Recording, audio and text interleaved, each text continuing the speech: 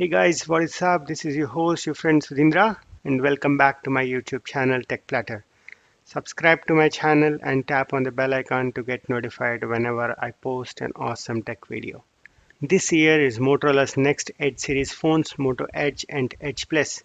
They'll be launched in few hours through a virtual event, and they are calling it Event. Before we get into details, comment below saying if these Moto phones mean anything to you. Watch the video till the end for my price prediction.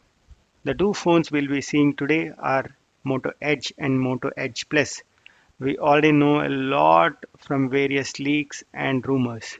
These will be Moto's first iteration of waterfall or curved display, whatever you want to call it, something that Samsung has been implementing for years and finally is moving away from it.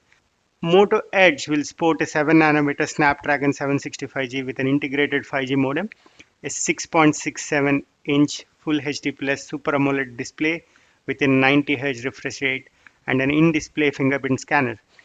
It comes with single 6GB 128GB variant, a triple rear camera setup with a primary 64 megapixel sensor. I assume it's a Samsung sensor. That means it will capture excellent daytime photos accompanied by laser focus. It has a secondary 8 megapixel telephoto lens for a 3x optical zoom and a 16 megapixel ultra-wide sensor. Coming to the front-facing camera, it comes with a single 25 megapixel f2.0 sensor. Unfortunately, Moto is limiting the video capturing to 1080p at 30 fps. It also sports a dual stereo speaker setup. Moto is telling these are the best sounding speakers in the market. All this is powered by a 4500 milliamp hour battery, which should give decent battery backup. These two models share a lot of specifications. I'll talk only about the differences. Edge Plus comes with a 7nm Snapdragon 865 processor with an add-on 5G modem instead of a 765G processor and a 12 gig 256GB variant. The primary camera gets an upgrade to a 108 megapixel sensor by Samsung. The rest of the setup is similar to the younger brother. The battery though has been bumped up to 5170 milliamp hour.